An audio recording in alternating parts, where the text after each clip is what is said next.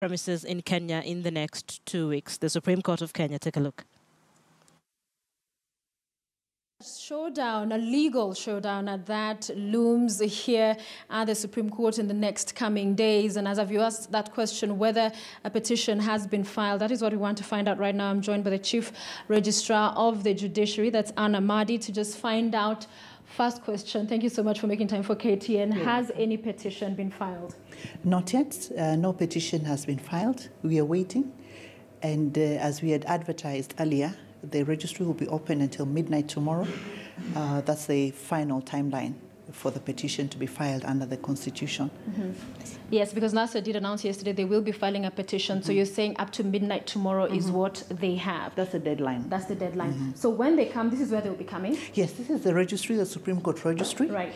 We have our staff here who will be ready to receive them. As you can see, they are all there ready.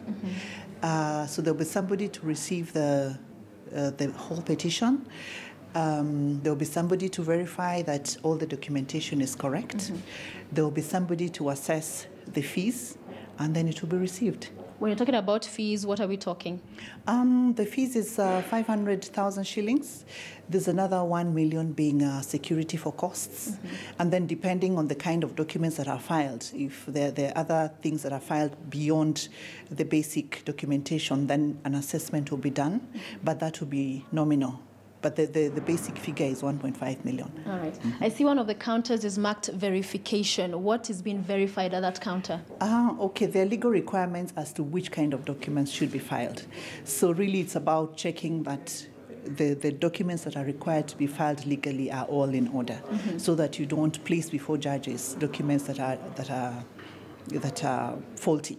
So that's really what it entails. In their interest, as they file this petition, tomorrow being the final day, if there are any changes or corrections that must be made, they all must happen before midnight, or anything after that is out. Exactly. Yeah. All right. So when does this 14 period of time we've heard that the decision or judgment must be rendered start? When does that clock begin? It begins tomorrow. So after filing, the petitioners have 2 days within which to serve the other side, to serve the respondents. The respondents have 4 days within which to file their response. After that, there is 1 day in between, whereby if there are any interlocutory applications, they can be dealt with at that point. What does this mean? Just learning from what happened last time, we had other interested parties filing their own applications and petitions. We might have people coming in as friends of the court, or what we call amicus curiae. Those kinds of applications can be sorted out at that point. Issues like if there is need to consolidate a number of applications, there is 1 day to do just that. That will be the 7th day. So on the 8th day, then the judges will meet in a conference and make certain determinations that will guide the process going forward. Okay. So in terms of the hearing proper, courtroom proceedings, when are we likely to see that? That begins after the 8th day, after the conference. So after the conference, on the following day, we expect that the court will begin to sit for the hearing. Okay. And many Kenyans will remember during the interviews for the Chief Justice, of course he said he's a Seventh-day Adventist, said work is out of question when it comes to Saturdays. It's likely that this hearing would fall on a Saturday, or at least some of the procedures. What is the statement? What happens then if the CJ has to be in court on a Saturday, which he said he would not? That is something we will have to agree with a team of judges. I'm sure there's a way they will come up with to deal with that particular aspect. But the best person really to respond to that would be the Chief Justice himself. The Chief Justice himself. So what are the plans now going forward? We just have to make sure that the courtroom is ready, which it is. We have to make sure that all the necessary security arrangements have been made. We are aware that we might have observers from other jurisdictions, judges from other jurisdictions who might be interested in just observing what is happening. They will have, we will have to make arrangements for them to be able to participate in the process. We have to make sure that participation of the media is facilitated, because clearly this is a matter that is of huge public interest, not just in Kenya but internationally as well. Yes. So we have to make sure that they are facilitated to be able to broadcast the proceedings live, because we know that everybody is keenly watching. Yes.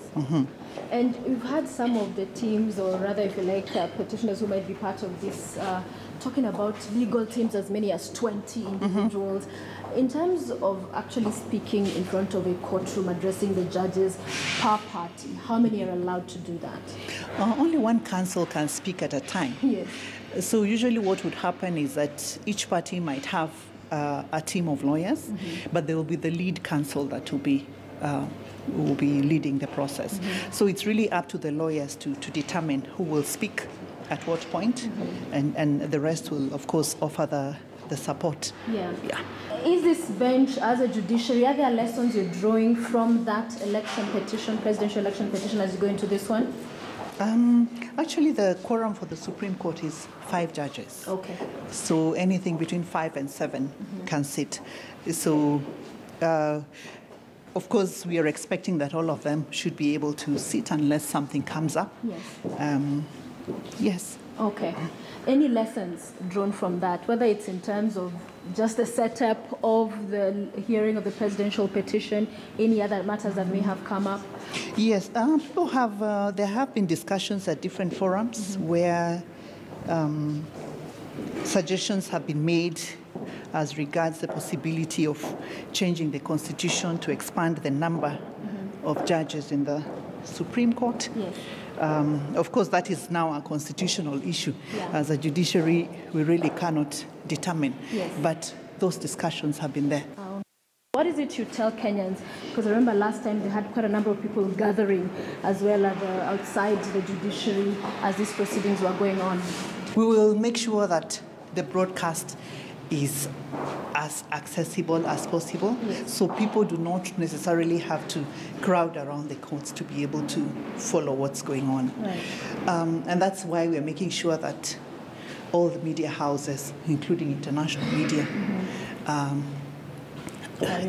are able to broadcast the process. We don't all have to come here. In fact, you have a better view when you're watching it from a screen than from outside the perimeter wall, isn't it? Yes. Yeah. All right. Many thanks. Thank you so much. Thank you. Thank you. Anna Madi, Chief Registrar of the Judiciary. Fiona there in the corridors of justice. Now,